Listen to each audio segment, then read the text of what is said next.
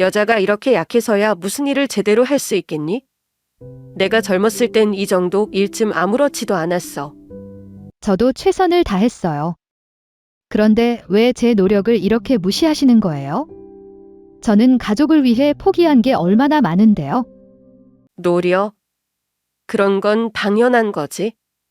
시댁에 들어왔으면 그 정도 각오는 해야 하는 거 아니냐? 그럼 제가 뭘 더 해야 인정받을 수 있죠? 왜 제 진심은 아무리 노력해도 안 보이시는 거예요? 안녕하세요, 여러분.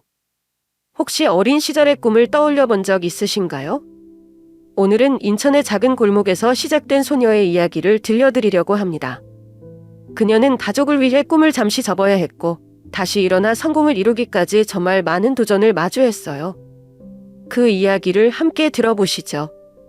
어쩌면 여러분도 새로운 용기를 얻게 될지도 모릅니다. 제가 자란 곳은 인천 송도 근처의 작은 주택가였습니다. 지금은 도시 개발로 많이 변했지만 그때만 해도 골목마다 아이들이 뛰어놀고 가게 앞에는 야채를 파는 할머니들이 늘어선 소박한 동네였어요. 우리 집은 아담한 2층 주택이었는데 아침마다 아버지의 정비소에서 들려오는 공구 소리가 알람처럼 울렸고 어머니가 부엌에서 만들어주시는 미역국 냄새가 온 집안에 퍼졌습니다. 아버지는 손이 거칠고 말수가 적은 분이셨지만 차를 만질 때만큼은 누구보다 점섬을 다하셨어요. 어머니는 늘 바쁘셨지만 제가 무언가를 물어보면 항상 미소를 지으며 설명해 주셨어요. 그 중에서도 제가 가장 좋아했던 순간은 어머니가 저녁 식사를 준비하시는 동안 식탁 한쪽에 앉아 그림을 그릴 때였습니다. 처음에는 연필로 간단한 꽃이나 집을 그리다가 어느 날인가부터 조미의 여자아이가 입고 있는 예쁜 옷들을 그리기 시작했어요. 머리 위에는 리본, 치마는 풍성한 레이스로 꾸민 드레스였죠. 제 손으로 만들어낸 작은 패션의 세계가 재미있어서 시간이 가는 줄도 몰랐습니다. 어머니는 그러는 저를 보며 종종 말씀하셨어요. 우리 딸은 나중에 디자이너가 되겠네. 엄마는 내가 만든 옷을 꼭 입고 싶다. 그 말씀을 듣고 저는 늘 상상하곤 했습니다. 서울 패션위크처럼 커다란 무대 위에서 제가 만든 옷을 입은 모델들이 걸어가는 모습을요. 화려한 조명 아래에서 모든 사람들이 제 옷을 바라보는 그런 순간은 어린 저에게 너무 멀게만 느껴졌지만 꿈을 꿀 수 있다는 것만으로도 행복했어요. 우리 집에서 몇 집 건너에 사는 진희 언니는 제게 큰 영향을 준 사람이었습니다. 언니는 고등학생이었는데 제가 그린 그림을 보면 칭찬을 아끼지 않았어요. 너는 이 색을 정말 잘 쓰네. 나중에 이거 옷으로 만들어도 되겠다. 라고 말하며 항상 저를 격려해 주셨죠. 언니는 주말이면 저를 자기 방으로 데려가 패션 잡지를 보여주곤 했어요. 그때마다 눈이 반짝였던 제 모습이 아직도 기억에 선명합니다. 언니와의 시간은 어린 시절 제게 소중한 영감이 되었고 잡지 속 옷들을 보며 나도 이런 디자이너가 되고 싶다는 꿈을 키웠습니다. 그 꿈은 단순히 화려한 무대나 예쁜 옷을 만드는 것에서 그치지 않았어요. 초등학교 때 친구들이 입고 다니는 교복이나 체육복을 보면서도 더 편안하면서도 멋진 디자인을 상상하곤 했죠. 특히 친구 민정이는 항상 저에게 너가 만든 옷을 입으면 더 예쁠 것 같아라며 농담처럼 말했는데 그 말이 어린 저에게는 진지하게 들렸어요. 하루는 아버지의 정비소에서 버려진 헝겊 조각을 발견하고 그것으로 작은 인형 옷을 만들어 본 적이 있어요. 아버지가 그걸 보시더니 웃으시며 이렇게 말씀하셨죠. 우리 딸 손재주는 어디서 배웠냐? 나중에 꼭 크게 성공할 거다. 그 말이 얼마나 기뻤는지 몰라요. 어린 시절의 인천 골목길, 어머니의 부엌, 아버지의 정비소, 진희 언니의 방, 그리고 친구들과의 이야기들이 모여 제 꿈을 키워주었습니다. 작은 드레스 스케치 하나에서 시작된 그 꿈은 제가 인천이라는 작은 동네를 넘어 더 넓은 세상으로 나아갈 용기를 주는 원동력이 되었습니다. 디자인은 단순히 저에게 그림을 그리는 작업이 아니었어요. 그건 제가 가진 생각과 감정을 표현하는 방법이자 제가 꿈꾸는 세상을 만드는 도구였습니다. 그리고 그 세상은 언젠가 서울, 나아가 세계로 뻗어나갈 것이라는 믿음이 제 안에서 자라나고 있었죠. 제가 18살이던 해였어요. 그때는 대학 입시 준비로 한창 바쁘게 지내던 시기였죠. 제가 다니던 미술학원은 인천 중심가에 있었고 매일 버스를 타고 오가며 예술고등학교에 진학하려는 꿈을 키워가고 있었습니다. 그런데 어느 날 그 꿈이 산산이 부서질 만큼 큰 일이 일어났습니다. 그날은 평범한 월요일 아침이었어요. 아버지는 늘 그렇듯 정비소에서 손님 차를 고치고 정비가 끝난 차를 직접 고객에게 가져다 주던 중이셨습니다. 그런데 갑작스러운 사고 소식이 들려왔습니다. 아버지가 교차로에서 대형 트럭과 부딪혀 크게 다치셨다는 연락이었어요. 저는 급하게 어머니와 병원으로 달려갔습니다. 아버지는 중환자실에 계셨고 의사 선생님은 사고 충격으로 인해 머리를 심하게 다치셨다고 했습니다. 이후 아버지는 의식을 찾지 못하시고 식물인간 상태가 되셨습니다. 그 말을 들었을 때 제 눈앞이 캄캄해지고 모든 게 멈춘 듯 했어요. 그 사고는 우리 가족에게 너무도 큰 변화를 가져왔습니다. 아버지가 운영하시던 정비소는 문을 닫아야 했고 가족의 생계를 책임져야 했던 어머니는 하루도 쉬지 않고 일하셨습니다. 어머니는 학교에서 수업을 마치고 저녁에는 학원에서 아이들을 가르치며 추가 수입을 벌기 시작하셨어요. 매일 밤늦게까지 지친 얼굴로 돌아오시는 어머니를 볼 때마다 마음이 무거웠습니다. 그 당시 저는 미술학원에서 나오는 숙제와 과제가 쌓여 있었지만 어머니가 병원비와 생활비를 담당하시느라 고생하시는 걸 보니 더 이상 제 꿈을 고집할 수 없다는 생각이 들었어요. 그리하여 학원을 그만두겠다는 결심을 했습니다. 어머니는 처음에 반대하셨지만 제 결심이 단단하다는 걸 아시고 결국 받아들이셨어요. 미안하다. 우리 딸, 너의 꿈을 못 지켜줘서. 어머니의 그 한마디가 제 마음을 더욱 아프게 했습니다. 하지만 저는 어머니 혼자 모든 걸 짊어지고 할 수는 없었어요. 학원을 그만둔 뒤로는 아르바이트를 시작했어요. 카페에서 일하기도 하고 주말에는 마트에서 물건을 진열하는 일도 했습니다. 친구들이 대학 입시 준비로 분주할 때 저는 병원비와 생활비에 조금이나마 보탬이 되기 위해 노력했습니다. 친구들 사이에서 스스로 점점 멀어지는 기분이 들기도 했지만 그땐 가족이 먼저라고 생각했어요. 가끔 학원을 다니던 시절의 스케치북을 꺼내보면 마음 한구석이 먹먹해졌습니다. 하지만 그때는 가족을 지키는 것이 제게 가장 중요한 일이었기에 그 꿈을 잠시 내려놓기로 스스로를 다독였습니다. 아버지의 사고는 우리 가족을 힘들게 했지만 동시에 저를 더 성숙하게 만든 계기가 되기도 했습니다. 당시에는 모든 게 무너지는 것 같았지만 그 어려운 시기가 지금의 저를 만든 중요한 순간이었다고 생각해요. 제 인생은 18살 이후 완전히 달라졌습니다. 이전에는 꿈 많고 낙천적이던 소녀였지만 현실의 무게를 실감하며 어른의 세계로 발을 들이게 되었죠. 아버지의 사고 이후 학원을 그만두고 가족을 위해 무언가 해야겠다고 결심한 저는 가장 먼저 동네 패스트푸드점에서 아르바이트를 시작했습니다. 제가 일했던 곳은 인천의 번화가에 있는 햄버거 가게였어요. 집에서 버스를 타고 30분 정도 걸리는 거리였죠. 아침 9시에 가게 문을 열면 손님 맞이부터 시작해 오후 늦게까지 서빙과 주방 일을 번갈아가며 했습니다. 처음엔 손이 익지 않아 서툰 실수를 많이 했어요. 주문을 잘못 받아서 손님에게 꼬중을 듣거나 햄버거를 포장하다가 소스를 엎지르기도 했죠. 그럴 때마다 매니저님께 혼나고 동료들 앞에서 얼굴이 붉어지곤 했습니다. 특히 처음 몇 주간은 몸이 너무 힘들어서 집에 돌아오면 손목과 발이 저려왔어요. 하루 종일 서서 일하다 보니 밤에는 발바닥이 불에 댄 것처럼 아팠고 손가락은 뜨거운 그릴에 다 작은 화상 자국이 생기기도 했습니다. 그럼에도 불구하고 저는 부모님께 걱정을 끼치고 싶지 않아 힘들다는 말을 하지 않았어요.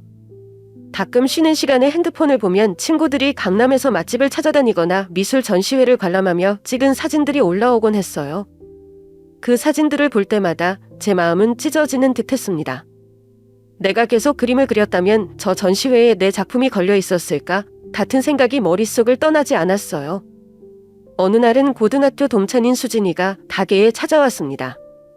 그녀는 대학 입시 학원을 다니며 열심히 준비 중이라고 했어요. 너도 그림 다시 그려야 하지 않아? 너 없으니까 학원 선생님도 아쉬워하시더라. 그녀가 그렇게 말했을 때 저는 아무렇지 않은 척 웃으며 지금은 가족이 우선이야. 나중에 기회가 되면 다시 시작할게 라고 대답했어요. 하지만 집으로 돌아가는 길에 눈물이 멈추지 않았습니다. 햄버거 가게에서 일을 단순히 힘든 육체 노동이 아니었어요. 그곳에서 저는 다양한 사람들을 만나면서 세상의 냉혹함과 동시에 따뜻함도 배웠습니다. 가끔 단골 손님이 항상 열심히 하는 모습 보기 좋아요 라며 칭찬해 주실 때면 마음이 조금이나마 위로가 되었어요.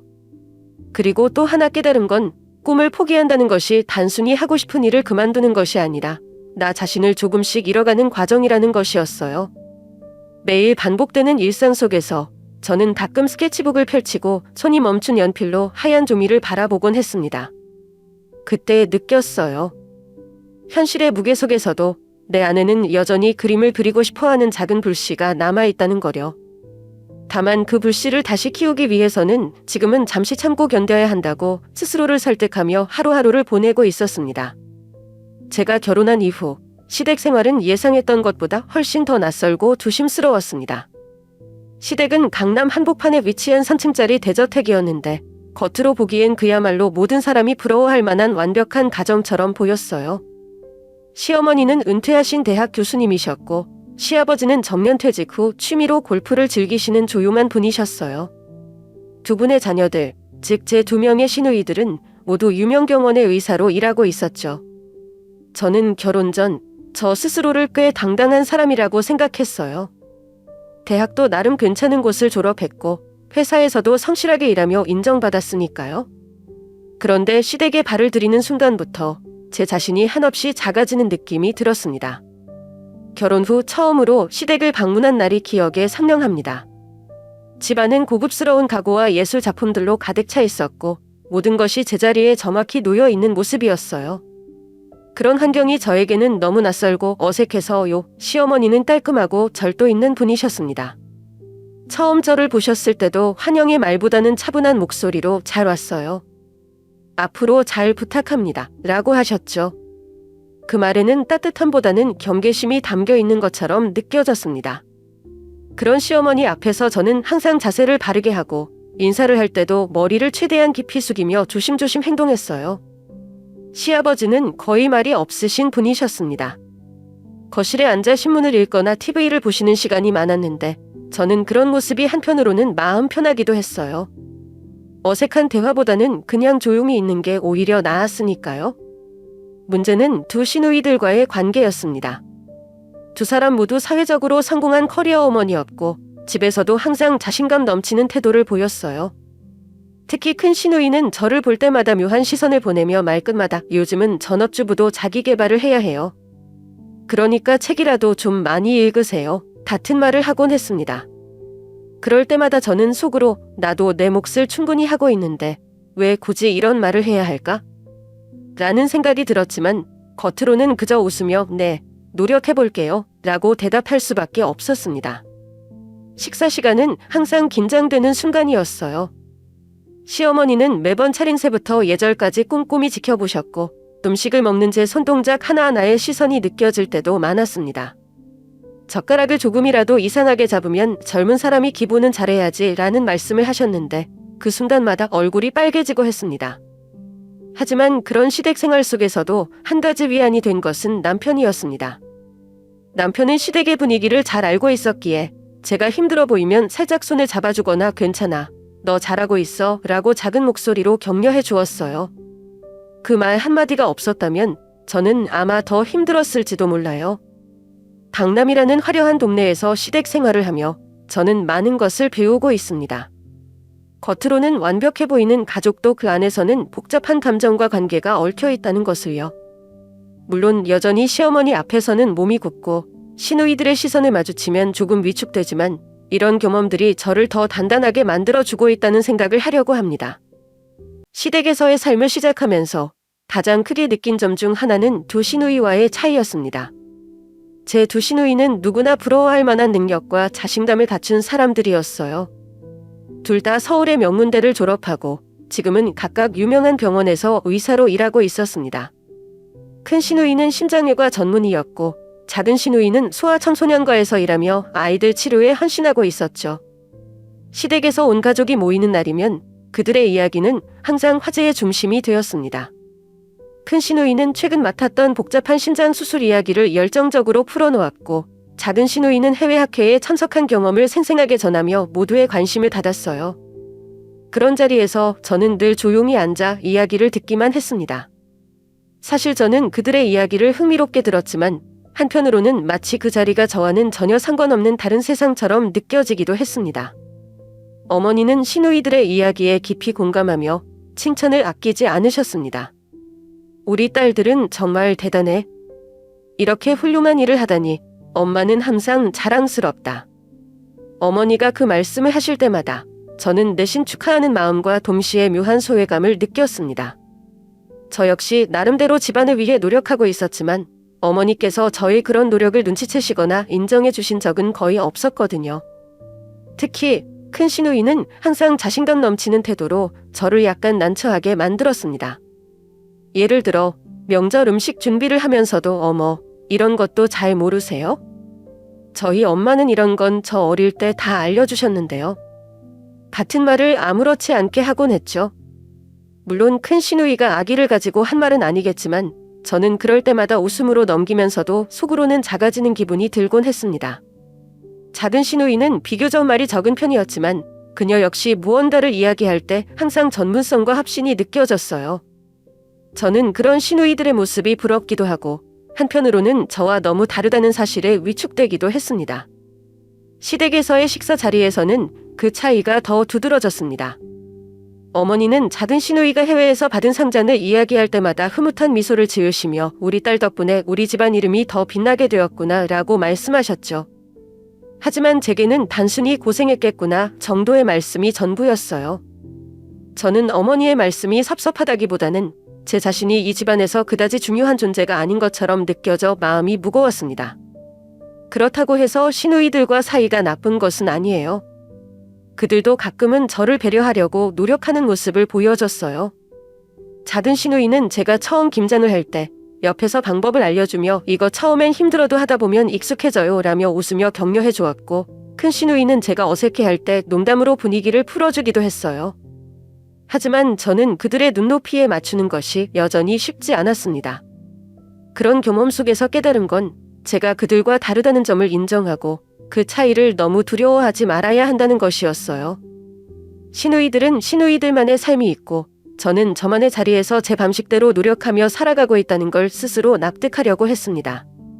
그렇지만 여전히 어머니께서 시누이들을 칭찬하시며 이 집안을 빛내는 사람들이라고 말씀하실 때면 제 안에서 작게 피어오르는 소외감을 쉽게 지워지지 않았습니다.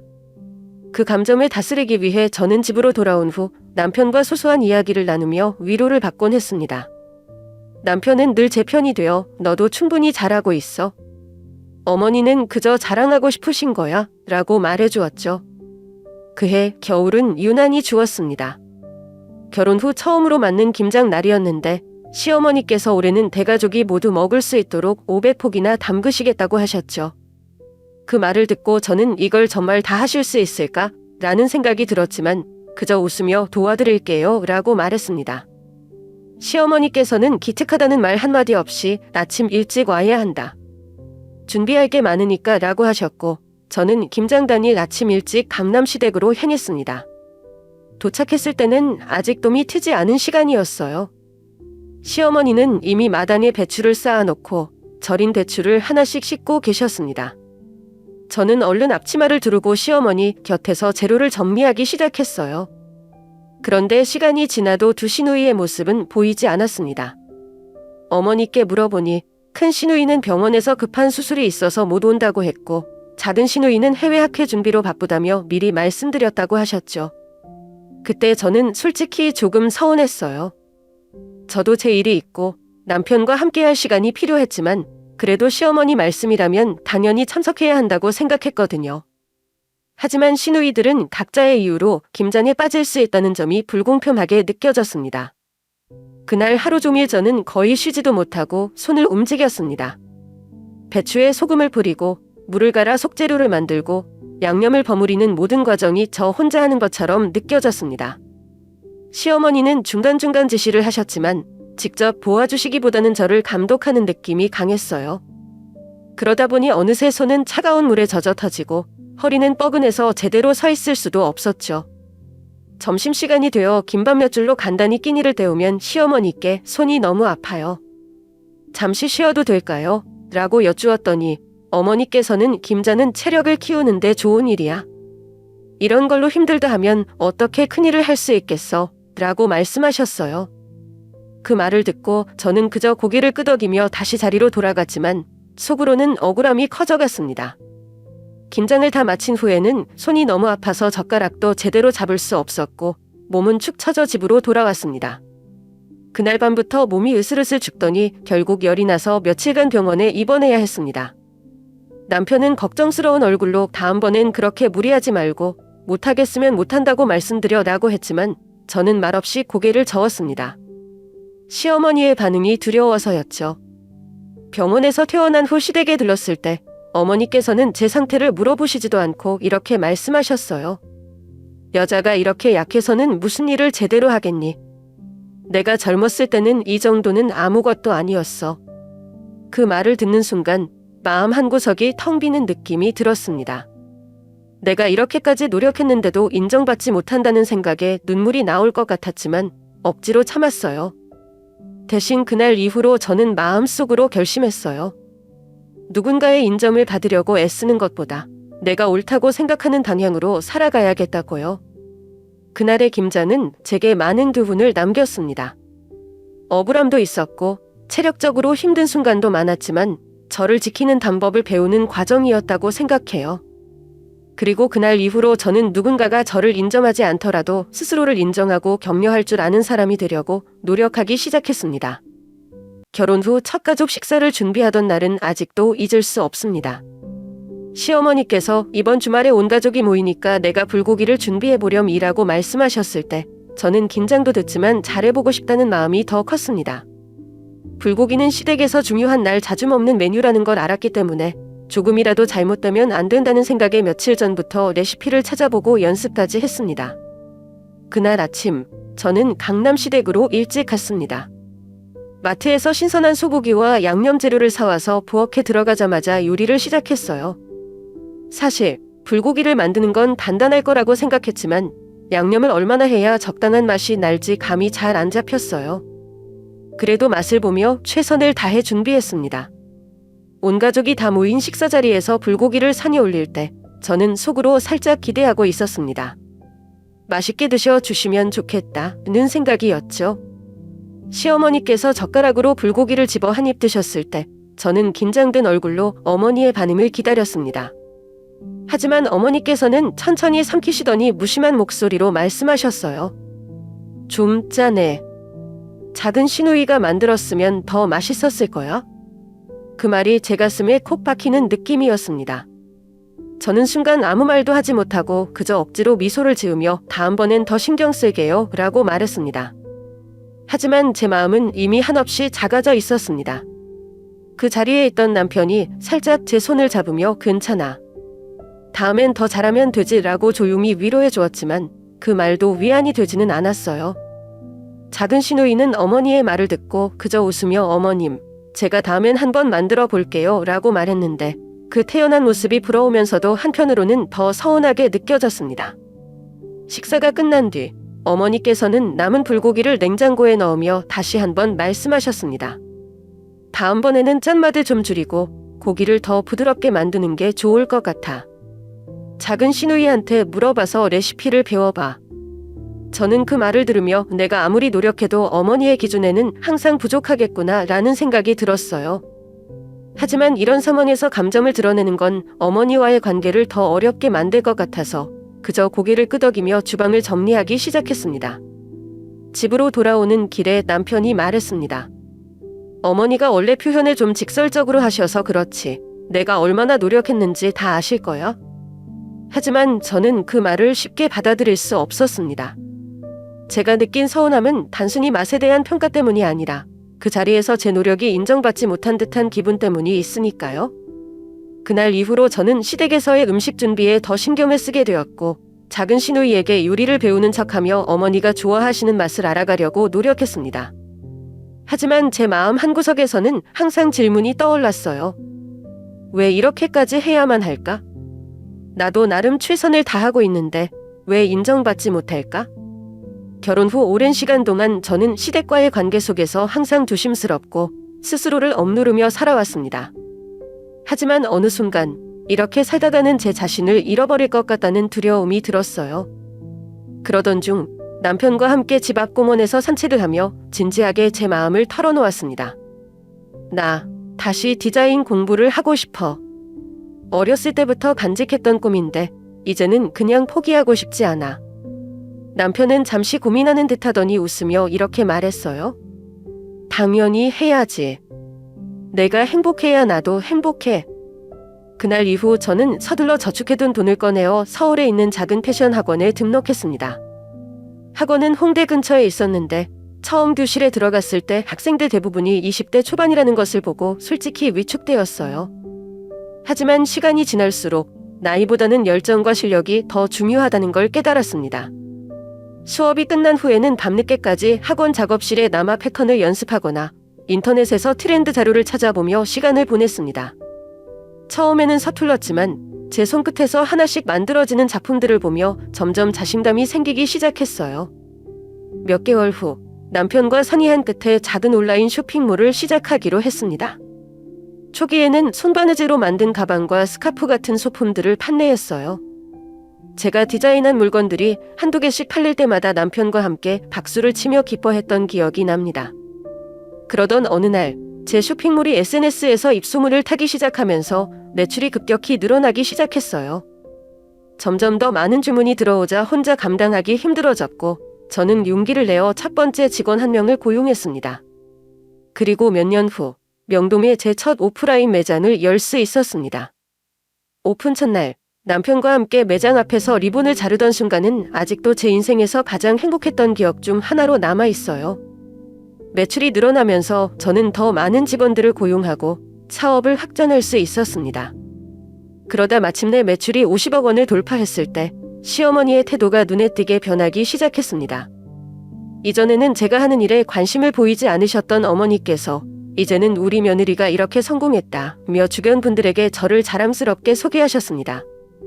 어머니께서는 가끔 매장에 직접 방문하시며 친구들을 데려오시기도 했고 때로는 저희 매장에서 직접 쇼핑을 하시며 내가 만든 거니까 더 믿음이 간다고 말씀하셨습니다. 어머니의 그런 변화는 기쁘면서도 한편으로는 씁쓸한 마음을 남겼습니다. 과거에 제가 시댁에서 느꼈던 억울함과 서운함이 완전히 사라지지는 않았으니까요. 저는 그 시절 어머니께 들었던 차가운 말들을 아직도 잊을 수 없습니다. 하지만 이제는 그런 기억조차도 저를 더 강하게 만든 과정이라고 생각하려고 노력합니다. 제가 이 자리에 올 수 있었던 이유는 제 꿈을 지지해준 남편과 그 꿈을 향해 용기를 낸 제 자신 덕분이라고 믿어요. 그리고 지금 저는 그 과정을 통해 배운 모든 것을 새로운 도전으로 이어가고 있습니다. 가끔 매장 한 구석에서 손님들이 제 디자인을 보고 웃으며 이야기하는 모습을 보면 이 모든 시간이 결코 헛되지 않았다는 걸 다시 한번 느낍니다. 얼마 전 뜻밖의 일이 있었습니다. 어느 조용한 오후 시어머니께서 갑자기 저희 집을 찾아오셨어요. 그날은 특별히 약속도 없던 날이라 예상치 못한 방문이었죠. 어머니께서는 손에 작은 보자기를 들고 계셨는데 그 안에는 직접 끓이신 미역국이 들어 있었습니다. 이거 가져왔어. 내가 좋아할지는 모르겠지만 내가 정성껏 끓였어. 시어머니가 그렇게 말씀하시며 부엌에 들어오셨을 때 저는 어리둥절하면서도 왠지 모를 따뜻함을 느꼈습니다. 저희는 식탁에 앉아 조용히 이야기를 나누기 시작했습니다. 평소에 쉽게 하지 않던 개인적인 대화가 이어졌어요. 그러던 중 어머니께서 조심스러운 표정으로 말씀하셨습니다. 며느라, 내가 전에 너한테 너무 엄하게 굴었던 것 같아. 너희 집안에 와서 내가 얼마나 노력했는지 잘 알면서도 내 자존심 때문에 인정하지 않았던 것 같구나. 정말 미안하다. 그 순간 제 마음 한구석에 묵혀있던 응어리가 조금 풀리는 기분이었어요. 하지만 동시에 그동안의 모든 서운함과 아픔이 떠올라 눈물이 맺혔습니다. 어머니, 그때는 정말 힘들었어요. 하지만 지금은 괜찮아요. 어머니께서 이렇게 말씀해 주시니 정말 감사해요. 제 말에 어머니께서는 조용히 고개를 끄덕이며 미소 지으셨습니다. 그날 어머니가 가져오신 미역국은 제가 결혼한 이후 처음으로 시어머니께서 저를 위해 준비해 주신 음식이었습니다.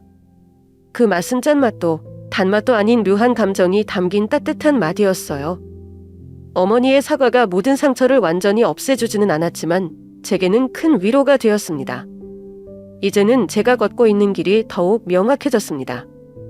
저는 제 가족과 패션 사업에 집중하며 소소한 행복을 찾는 삶을 살고 있어요. 남편은 여전히 제 옆에서 든든한 동반자가 되어주고 있습니다. 제가 바쁠 때는 아이들을 돌보며 집안일을 도맡아주기도 하고 힘들어 보일 때는 항상 따뜻한 말로 저를 격려해줍니다. 저희 두 아이는 제 삶의 가장 큰 선물이자 원동력입니다. 첫째는 초등학교에서 미술을 배우기 시작했는데 제가 디자인한 옷을 보고 엄마, 나중에 나도 엄마처럼 멋진 디자이너가 되고 싶어 라고 말할 때마다 웃음이 절로 나옵니다.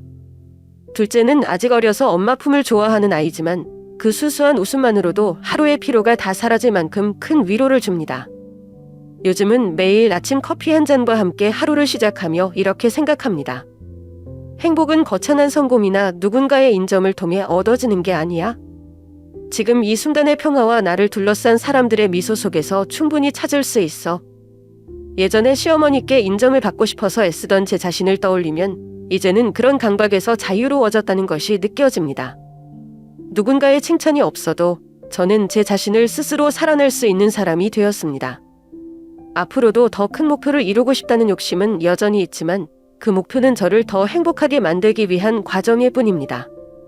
제 패션 브랜드가 점점 더 많은 사람들의 관심을 받기 시작한 건 첫 매장을 연 지 3년이 지난 후였습니다.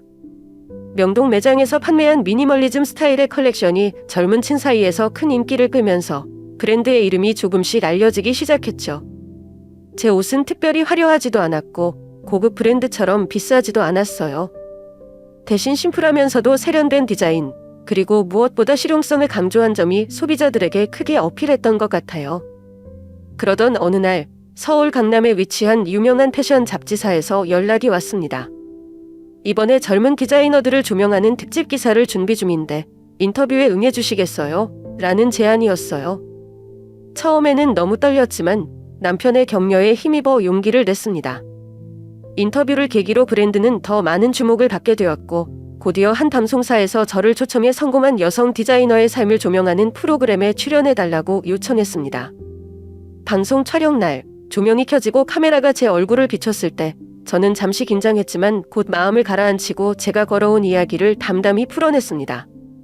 처음엔 단순히 저만의 작은 꿈을 이루고 싶다는 마음이었어요. 하지만 현실은 정말 쉽지 않았죠. 햄버거 가게에서 일하며 생계를 이어가고 가족 때문에 꿈을 접어야 한다고 생각했던 순간도 많았습니다. 시댁에서의 시간도 녹록지 않았고요. 하지만 그 모든 시간이 오늘날의 저를 만들어준 소중한 과정이었다고 믿습니다. 그 방송은 많은 이들의 공감을 불러일으켰고 이후로는 브랜드뿐 아니라 제 이야기 자체가 많은 사람들에게 힘과 영감을 주게 되었습니다. 어떤 시청자는 이메일을 통해 당신의 이야기를 듣고 저도 오랫동안 접어두었던 꿈을 다시 펼치기로 결심했습니다. 라는 메시지를 보내왔어요. 그 메시지를 읽으며 저는 제 작업이 단순히 옷을 만드는 일을 넘어 누군가에게 긍정적인 영향을 줄 수 있다는 걸 실감했습니다. 요즘에 저는 화려한 외부 활동보다는 가족과 함께하는 시간을 더 소중히 여기고 있습니다. 8살 난 아들과 5살 난 딸은 매일 저에게 웃음과 에너지를 선물해주는 존재들이에요. 아들은 학교에서 배운 이야기를 제잘거리며 들려주고 딸은 제가 디자인한 가방을 메고 거울 앞에서 포즈를 취하고 합니다. 그 모습을 볼 때마다 제 안의 피로가 눈 녹듯 사라집니다. 남편은 여전히 든든한 지원군입니다. 제가 밤늦게까지 디자인 작업을 할 때는 옆에서 주문 목록을 정리하거나 아이들과 놀아주며 시간을 보냅니다. 한 번은 딸과 함께 저희 브랜드의 어린이용 가방 아이디어를 제안하기도 했어요. 아이들이 직접 디자인한 가방을 만들어 보면 어떨까?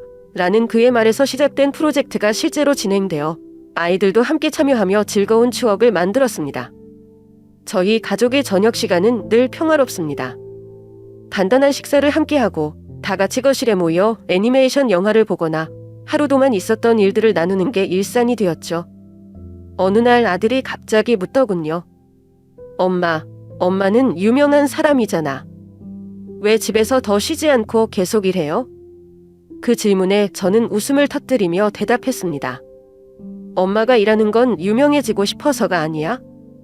엄마가 좋아하는 일을 하면서 너희가 자랑스러워할 만한 사람이 되고 싶어서야.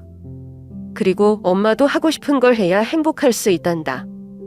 아들은 고개를 끄덕이며 그럼 나도 나중에 내가 좋아하는 일을 할래요? 라고 말했습니다. 그 말이 제게 얼마나 큰 감동을 주었는지 몰라요. 가끔 생각합니다. 만약 남편이 없었다면 지금의 저는 어디까지 올 수 있었을까? 남편은 제가 스스로를 의심할 때조차 한결같이 저를 믿어준 사람이에요.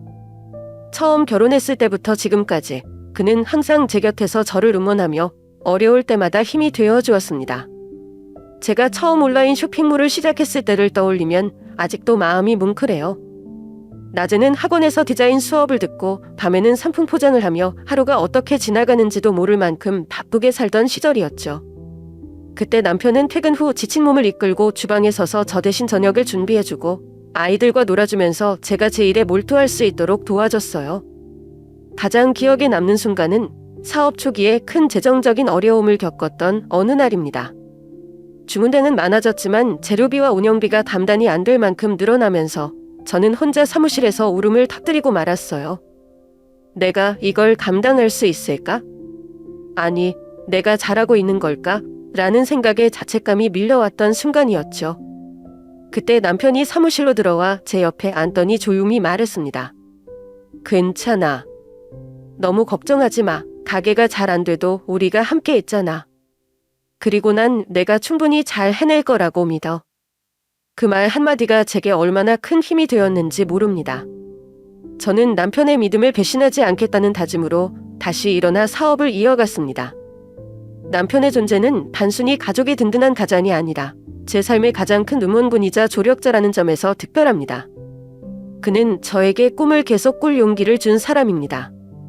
남편은 겉으로 보기엔 무뚝뚝한 사람이지만 그 속에는 깊은 따뜻함이 담겨 있어요.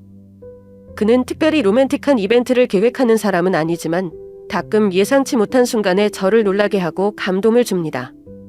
한 번은 제가 큰 컬렉션을 성공적으로 마치고 고객들에게 좋은 반응을 얻었을 때의 일이에요. 그날은 정신없이 바빠서 남편과도 거의 대화를 나누지 못한 상태로 퇴근했어요. 그런데 다음날 아침 사무실로 커다란 꽃다발이 배달된 겁니다. 꽃다발 안에는 작은 카드 한 장이 들어 있었어요. 거기엔 이렇게 적혀 있었습니다. 내가 해낼 줄 알았어. 정말 자랑스러워. 너는 최고야. 그 메시지를 읽는 순간 저는 눈물이 핑 돌았습니다. 그동안의 고생과 스트레스가 한꺼번에 사라지는 기분이었어요. 제가 울었던 이유는 단순히 남편이 저를 칭찬해줘서가 아니었어요. 그의 메시지 속에는 제가 이룬 성과 뒤에 그의 묵묵한 지지와 응원이 얼마나 컸는지가 느껴졌기 때문이었습니다. 그날 저녁 저는 집에 돌아가 남편에게 물었습니다. 왜 갑자기 꽃을 보냈어? 당신 스타일도 아닌데. 남편은 멋쩍은 미소를 지으며 대답했어요. 그냥 내가 얼마나 대단한 사람인지 알려주고 싶었어. 그의 말은 간단했지만 제 마음속 깊이 새겨졌습니다. 남편은 저를 위해 대단한 일을 하지 않아도 그저 그가 있다는 사실만으로도 저는 모든 걸 이겨낼 수 있을 것 같다는 생각이 들었습니다. 지금의 저는 예전처럼 다른 사람들의 인정에 연연하지 않고 제 주변의 소소한 행복을 더 귀하게 여기며 살아가고 있습니다. 하루하루가 바쁘지만 그 속에서도 가족과 함께하는 시간이 가장 큰 위로와 기쁨이 되어줍니다. 평일 아침 남편과 함께 아이들을 학교에 데려다주는 시간은 짧지만 특별해요. 아이들은 차 안에서 서로의 이야기를 하며 웃고 떠들고 남편과 저는 그 모습을 보며 자연스럽게 미소를 짓고 합니다. 아이들을 학교에 데려다주고 나면 남편과 카페에 들러 따뜻한 커피 한 잔을 나눠 마시며 짧은 대화를 나눕니다.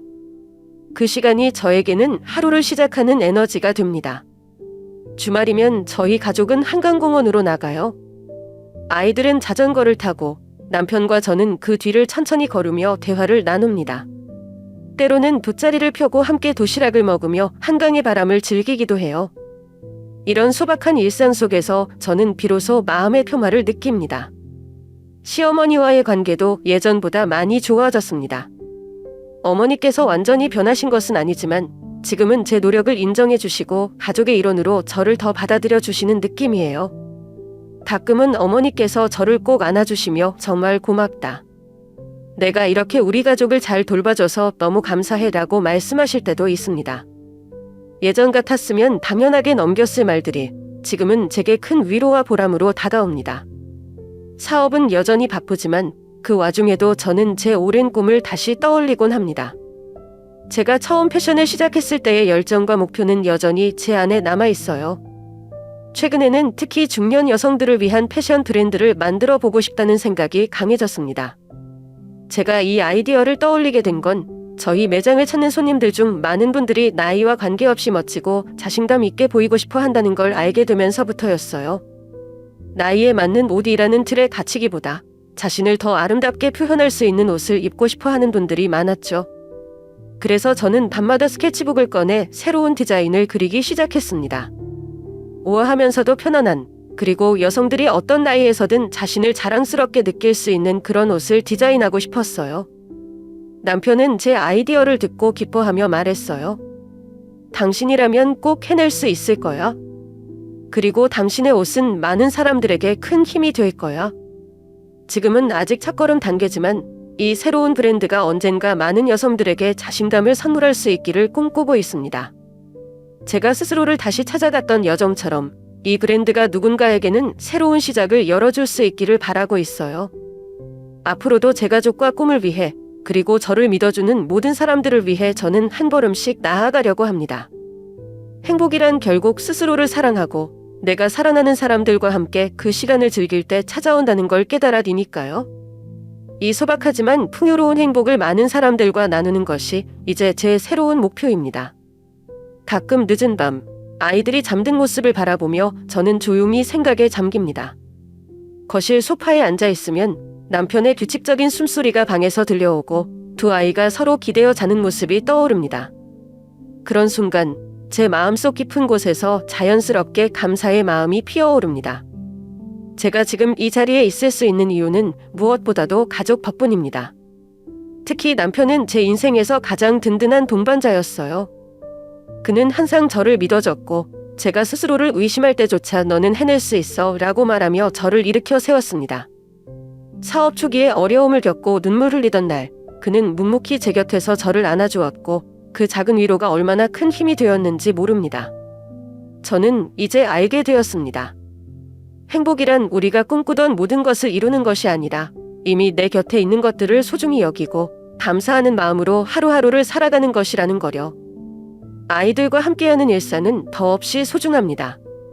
아침마다 엄마, 오늘은 어떤 옷 입을까? 라고 묻는 딸아이와의 대화나 학교에서 배운 새로운 노래를 신나게 들려주는 아들의 밝은 얼굴은 제게 무엇과도 바꿀 수 없는 기쁨을 줍니다. 남편과는 때로는 긴 대화를 나누고 때로는 아무 말 없이 서로의 존재만으로도 충분히 위로받는 시간들이 많아졌습니다. 제가 바쁘게 지내다 보면 남편은 별다른 말 없이 제 옆에 앉아 조용히 차를 한 잔 내어주곤 해요. 그 작은 행동이 저에게는 세상에서 가장 큰 사랑으로 느껴집니다. 여러분은 혹시 누군가에게 마음속으로 감사하고 싶은 사람이 있나요? 그 사람이 가족일 수도 있고 친구일 수도 있으며 때로는 잊고 지낸 스스로 알 수도 있습니다. 살다 보면 우리는 너무 바빠서 고마워 라는 말을 미뤄두기 일쑤입니다. 하지만 저는 이제 깨달았습니다. 그 간단한 한마디가 누군가에게 얼마나 큰 힘이 될 수 있는지, 그리고 그 말이 얼마나 나 자신을 따뜻하게 만들 수 있는지를요. 지금 이 순간 마음속에 떠오르는 사람이 있다면 용기를 내어 그들에게 말해보세요. 고마워. 너 덕분에 내가 오늘도 힘을 낼 수 있어. 이 한마디가 그들에게는 하루를 밝게 만드는 빛이 될 것입니다. 저는 오늘 밤에도 가족에게 조용히 감사의 마음을 전하며 잠자리에 들 것입니다. 그리고 내일 아침 새로운 하루를 맞이할 힘을 얻겠지요. 여러분도 지금 곁에 있는 소중한 것들을 잊지 않고 감사하며 살아가기를 바랍니다.